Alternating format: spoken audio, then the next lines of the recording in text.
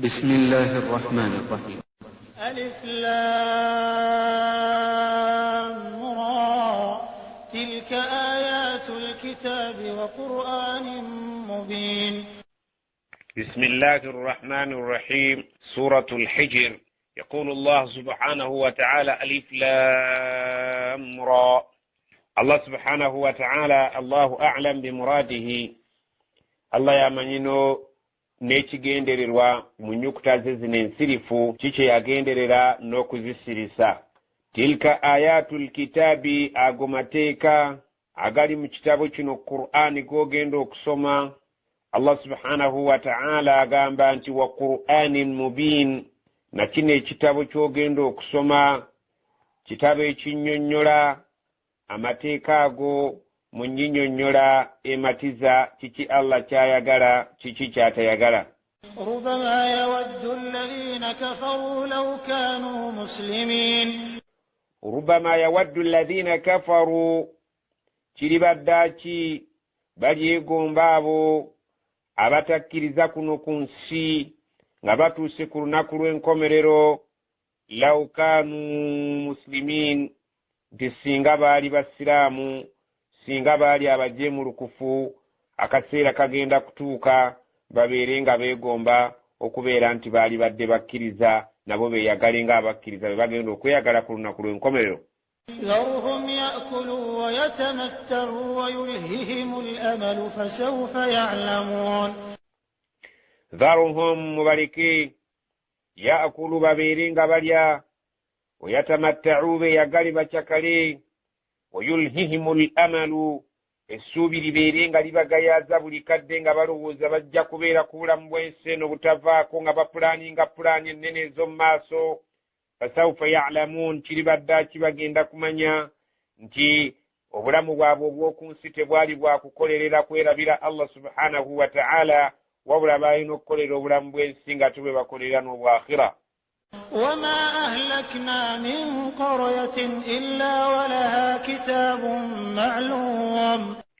وما أهلكنا من قرية, تتذكرزanga kibuga kyonna illa okujjako walaha kitabun ma'lum, okujjako nga kyazikirizibwa nga waliwo ebiseera ebigere. Allah subhanahu wa ta'ala yazikirizanga abantu, naye nga abazikiriza amaze okubeera nga abalabula bwe baagaananga n'abassaako ekiseera ekigere n'abazikirizanga ekiseera kyabwe kituuse. ما تسبق من أمة أجلها وما يستأخرون. ما تسبق من أمة, tewali kibinja ky'abantu kisobola kubeera nga kikulembera ajalaha ajali yaakyo, amakulu nti tebayinza kufa nga obudde bwabwe tebunnatuuka. wama yastakhirun, ate tewaliwo bayinza kubeera nga bakeerewa singa essaawa yaabwe ebeera ng'etuuse, era balina kubeera nga Allah subhanahu wa ta'ala abajjulula. وقالوا يا أيها الذي نزل عليه الذكر إنك لمجنون. وقالوا ببابا وقرانغا بقانبا يا أيها الذي نزل عليه الذكر, owange nabbi Muhammad yassiddwako obubaka buno ng'ozzotubuulirira, innaka la majnun, tukulabira ddala nga byoyogera oli muntu mulalu, byoyogera bya kiralu, kulw'okubanga byotubuulira tebifaanaganirako ddala bakadde baffe bye bazze bakkiririzaamu, oleese enzikiriza empya, erabikira ddala nti oli muntu mulalu. لو ما تأتينا بالملائكة إن كنت من الصادقين. لو ما تأتينا بالملائكة, singo baddo tusobodde otuleetera bamalayika ne babeera nga bazze kuwaako obujulizi nti ddala oviiri Allah subhanahu wa ta'ala kyali badde kirungi. in kunta min as-sadiqin, bw'obanga oyogera mazima nti Allah yakutumye. ما ننزل الملائكة إلا بالحق وما كانوا إذا منظرين. Allah subhanahu wa ta'ala agamba ma nunazzilu almalaikata illa bilhaqqi, festussa malayika okujjako nga waliwo ensonga eyannamaddala, eyo gye tuba tubatumye okubeera nga bazze okubeera nga bagikolako. wama kanu idhan munzarin, era tebaali badde bwe kiba bwe kityo nga kyakutuma bamalayika abalindirizibwa Allah yali badde nga abazikiriza kubanga bamalayika tubatuma nga tugenda kuzikiriza kitundu singa babadde nga beetaaga bamalayika naffe ne tusalawo okubeera ntusindika bamalayika ekyo kyali badde kitegeeza nti bagenda kuzikirizibwa awatali kubeera nga tubakeereya. Inna nahnu nazzalna adh-dhikra wa inna lahu lahafidhun. Inna nahnu nazzalna adh-dhikra mazima fetusizza Qur'ani eno Allah yagamba wa inna lahu lahafidhun era ffe tulina omulimu gw'okubeera ntujja kugikuuma tejja kuzanyirwamu ng'abantu bwe bazanyira mu bitabo ebirala. ولقد أرسلنا من قبلك في شيع الأولين. ولقد أرسلنا مزما twatumadda min qablika olubereberye olwo gwe Muhammadi nga tonnaba kubeera ng'otumwa fi shiya'il awwalin mu gurupu oba mu bibinja by'abo abaasooka twajjanga tubatumira bannabbi baabwe abakkirizanga bannabbi ne bawona abatakkirizanga ne bazikirira. وما يأتيهم من رسول إلا كانوا به يستهزئون.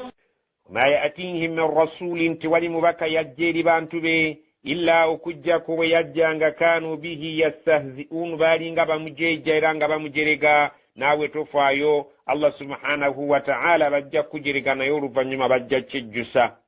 kadhalika naslukuhu fi qulubil mujrimin. kadhalika bwekityo naslukuhu fi qulubil mujrimin. Qur'ani bwetutyo bwe tugiyisizza ne babeera nga bagiyisizza mu mpisa y'emu gye baayisangamu abatakkiriza ebitabo ebirala bwetutyo bwe tukikoze eri ne tugiyingiza nebeera nga bwetyo tekkiriziddwa bwetyo byeyisiddwa ng'egenda etyoboolebwa bagiyita eddogo bagiyita ebigambo by'abayimbi abatontome bwetyo bwe nayo bwekutte ekkobo lyerimu mu mitima gy'abo aboonoonyi Qur'ani bwe batyo bwe bagibaze era bwe bagitutte era bagikoze nga bannaabwe bwe bajja nga bavuluga ebitabo byaffe ebyakulembera. la yu'minuuna bihi wa qad khalat sunnatul awwalin. La yu'minuuna bihi basazeewo okubeera nti tebajja kukkiriza Qur'ani eno wakad khalati songa empisa yaffe wakad khalati sunnatul awwalin nga yamala dda okuyita enkola yaffe kwabo abaakulembera nti bwe baabanga baganye okukkiriza omubaka n'ekitabo kye yabanga abaleetedde baabeeranga balina kuzikirira nabo balindirira ekijja. walaw fatahna alayhim baban min as-samaa'i fadhallu fihi ya'rujun. ولو فتحنا عليهم بابا من السماء singa tuba tubagguliddewo oluggi olubatwala okuyingira mu miryango eri mu ggulu fadallu fihi ya'rujun ne basiba nga balinnya bawalampa bagenda mu ggulu era abantu abo baalikeesezza enkeera nga balina bye boogera ebitali bituufu ebitali bya buvunaanyizibwa wadde nga singa tubadde tubatuusizza ku kintu ekifaananako ng'ekyo eky'obuvunaanyizibwa obw'ekiko ekyawaggulu. لقالوا إنما سكرت أبصارنا بل نحن قوم مسحورون. لقالوا بالغامبي nga batuuseeyo mu bifo eby'omu ggulu innama sukkirat absaruna amaaso gaffe galabika amaaso gaffe gakyusiddwako amaaso gaffe tegakyali mu nkola ntuufu nga bwe gabadde ku bulamu bw'ensi nga bali eri waggulu ng'egye boogerera nti amaaso gaffe gakyusiddwa ebintu bye tulaba si by'ebituufu bal nahnu qawmun mas'urun. Era baaligambye nti si ekyo kyokka nti maaso ge gakyuseeko ku ndaba yaago wabula tuli abantu abalabika nti tuteekeddwako eddogo era tulogeddwa bulogwa ebifo bino bye tulinnyeemu tulabika nga si bituufu wabula tulogeddwa ne tulabanga ebituufu naye nga si bituufu. walaqad ja'alna fi samaa'i burujan wa zayyanaha lin-naadhirin. walakad ja'alna fi samaa'i mazima ffe twatunda mu ggulu eyo ne tussaayo burujan ziseŋŋende ennene emmunyeenye ez'amaanyi ezitambulira eyo zi planets ez'amaanyi ennene wazayyannaha ne tuwunda eggulu lyammwe lino eririraanye ensi linnaadhirin eri abatunuulizi ekyo bakitunuulira era ne bakiraba nga Allah yaliwunda n'emmunyeenye n'omwezi n'ateekako n'enjuba Allah subhanahu wa ta'ala n'aliteekako ebirinyiriza eggulu lyammwe lineeriranye ensi yammwe kwe muli. وحفظناها من كل شيطان رجيم وحفظناها نتكم eggulu eryo butiribiri min kulli shaytanin rajim obutasembererwa buli kika kya sitaani eyo yakolimirwa, kubanga sitaani zaayagalanga okulinnyanga mu ggulu okuwuliriza puroguraamu y'omu ggulu bw'etambula, naye oluvannyuma lw'okutuma nabbi Muhammad sallallahu alaihi wasallam Allah yateeka obukuumi ku ggulu n'abeera nga akozesa agamunyenye okubeera nga gakanyuugirirwa sitaani zonna ezigezaako okugenda okubbirira ebigambo ebigenda mu maaso eyo mu ggulu. إلا من استرق السمع فأتبعه شهاب مبين illa okujjako man istaraka sam'a agezaako okubbirira alinnye sitaani agenda abeeko byawuliriza, fa atba'ahu Allah subhanahu wa ta'ala agamba nti awereekerezebwa shihabun ekitawuliro ky'omuliro mubiin ogwakira ddala, ne kibeera ng'ekitawuliro ekyo kimwokya, bw'aba tayidde kimuteekako obuvune obw'ekika ekyenjawulo n'atasobola kuddayo kulinnya agenda mu ggulu kubeerako byawuliriza. والأرض مددناها وألقينا فيها رواسي وأنبتنا فيها من كل شيء موزون. والأرض ensi yammwe eno nga tumaze okubategeeza eggulu bwe twaliwunda, madadnaha twagigaziya nga bwe mugiraba ngaze bamala bulungi, wa alqaina fiha ne tubeera nga tussizzaako ku nsi yammwe eno rawasiya amasozi ag'amaanyi aganywevu ennyo, ereke okubeera nti ebayuuganya, ereke okubeera nti ebeera nga buli ssaawa ebanyeenya. wa ambatina fiha ne tumeza ku nsi yammwe eno min kulli shay'in mawzunin buli kintu kyonna ekigere nga kiri mu kigero kyakyo. Allah we yategeka buli kintu kyonna kuno ku nsi yakipimira mu kipimo ekirabika nti kyekyo kyekikisaanidde. وجعلنا لكم فيها معايش ومن لستم له برازقين. وجعلنا لكم فيها معايش netubateerako ku nsi kuno ebintu ebijja okuyimirizaawo obulamu bwammwe, nga mulina okubirya musobole okubeera nga muwangaala, amazzi munywe musobole okubeera nga muli balamu. waman lastum lahu biraziqin, n'ebyo mmwe kennyini bye mutasobola kubeera nga mmwe mubirabirira, Allah subhanahu wa ta'ala yabirabirira ne bibeera nga bisobola okufuna obulamu bweyagaza. Ebinyonyi, ebisolo, ebyennyanja, ebintu byonna Allah yabiyinako obuyinza, si ffe tubiyinako obuyinza. Yabirabirira, yabiriisa, yabinywesa, n'abeera nga yabijjanja b'endwadde n'abiwangaaza okutuusa lwebimalayo ekiseera kyabyo. Allah subhanahu wa ta'ala bw'atyo bw'atugambye nti ffe yateerako kuno ku nsi ebyokulya n'okunywa bisobola okuyimirizaawo obulamu, n'ebirala bye tutasobola kulabirira era yabirabirira. وإن من شيء إلا عندنا خزائنه وما ننزله إلا بقدر معلوم. وإن من شيء tewaliwo kintu kyonna illa okujjako indana khazainuhu jetuli yewali amawanika gaakyo. Allah subhanahu wa ta'ala yagamba wama nunazziluhu tetussa kintu kyonna illa biqadarin ma'lumin okujjako nga tukisiza mu kipimo ekimanyiddwa obulungi. Gamba nga amazzi Allah subhanahu wa ta'ala bw'aba agassa mu ngeri eyengere etajja kusobola kubeera nti ekola amataba, n'agassa mu ngeri engere etajja kwonona bimera by'abantu wadde mayumba gaabwe. Allah agamba buli kintu kyonna tukissa mu kigero ekyo ekitajja kukosa bulamu bwammwe. وأرسلنا الرياح لواقح فأنزلنا من السماء ماء فأسقيناكموه وما أنتم له بخازنين. وأرسلنا الله gamba ffe tusindika الرياح kibuyaga lawaqiha beerenga jjokkolo omulimu ogw'okuwakisa ebimera byammwe, obanga azze okubeera nga agatta ekire ku kire ne bibeera nga byegatta wamu ne bikolera ekire eky'amazzi. fa anzalna min assamaa'i ma'an, ogenda okulaba nga tujja mu bire ebiba bikutte nga byegasse ne tujjamu amazzi. fa askannakumuhu, ne tubeera nga amazzi ago tugabateeredde bulungi mu bifo egalina okubeera mu ttaka eyo gasobole okubeera nga gajja bagasa mubeere okubeera nga ebimera byammwe bijja kumera byeyagale, ebisolo byammwe bijja kunywa bibeere nga byeyagala. Wama antum lahu bikhazinin, ate si mmwe mwina amaanyi agasobola okubeera nga gasobola okutereka amazzi ago mu bipimo ebituufu mu ttaka omwo. Allah subhanahu wa ta'ala yalina amaanyi ago. Allah subhanahu wa ta'ala agabeera nga atereka amazzi ago n'asobola okugawa mu kiseera we geetaagisiza eri ebitonde bye. Wa inna lanahnu nuhyi wa numiitu wa nahnu alwarithun. Wa inna mazima ffe lanahnu nuhyi wa numiitu, ffe tuwa abantu obulamu era ffe tubajjako obulamu. Wa nahnu alwarithun, era ffe tujja okusikira ensi eno ng'abantu bamaze okubeera nga baweddeko. Allah subhanahu wa ta'ala yatafa yasigala mu bifo by'abo ababa bafudde n'abeera ng'ensi eno yajja ogisikira. Allah subhanahu wa ta'ala nga bwe yayogera nti buli kintu kyonna ekiri ku nsi kyakufa okuggyako ye yekka. وَلَقَدْ عَلِمْنَا الْمُسْتَقْدِمِينَ مِنكُمْ وَلَقَدْ عَلِمْنَا الْمُسْتَأْخِرِينَ.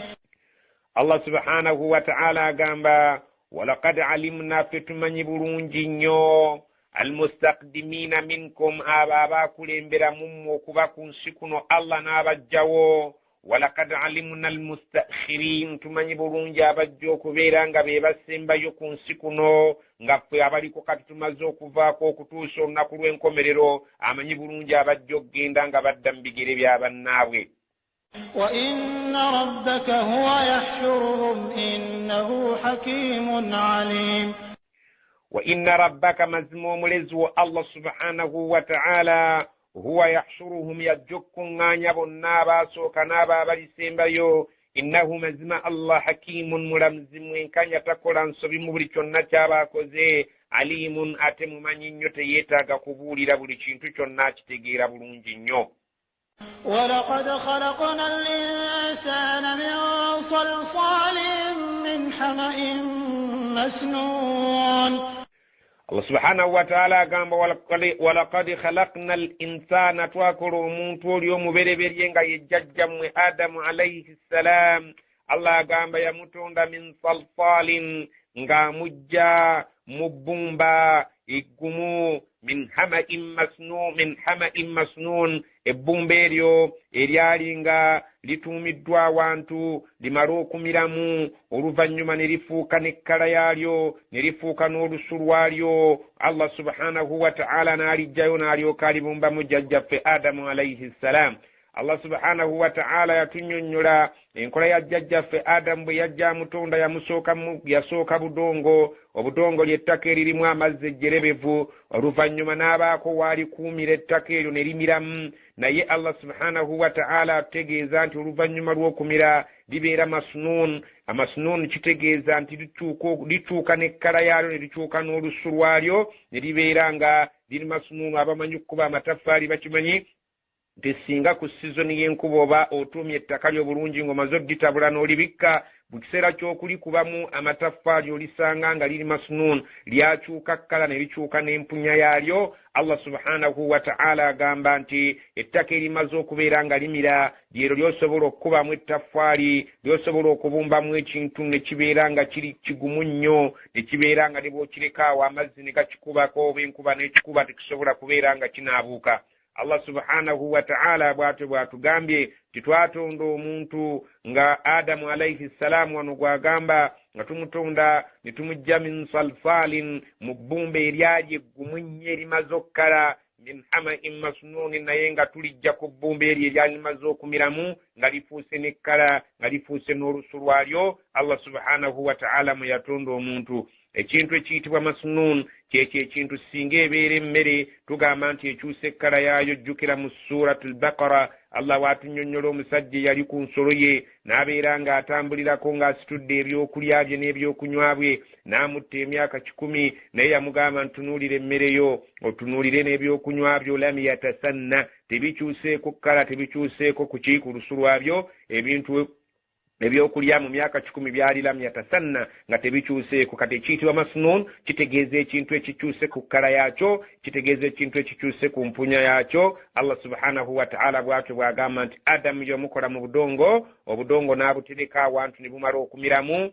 ne bufuuka n'ekkala yaabwo, ne n'olufuuka n'olusu lwayo oluvannyuma n'abumbamu Adamu n'abeeranga ebbumba ekkalu ery'amaanyi eggumu ennyo.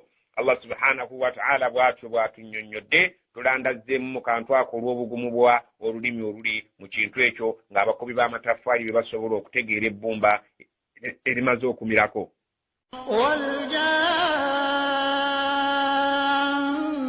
خلقناه من قبل من نار السموم. والجان الله غامبا تام جني وبجني الله سبحانه وتعالى غامبا خلقناه يرجوتوالي توندا min qablu olubereberye nga situnna tonda muntu min naarin ne tuli tonda mu muliro omuliro ogwo samuumu ogwali gutaliimu kikka kyonna nga muliro gwennyini ogwa nnamaddala ogutaliimu mukka gwonna Allah subhanahu wa ta'ala mwe yatonda ejjinni mu muliro ogwo omuliro oguli pyuwa okusobola okubeera nga okusensera kwagwo okusobola n'okuyingira mu bwoya bw'omubiri gw'omuntu ky'oba olabanga n'amajinni Allah subhanahu wa ta'ala yagawa obusobozi obuyingira omubiri gw'omuntu.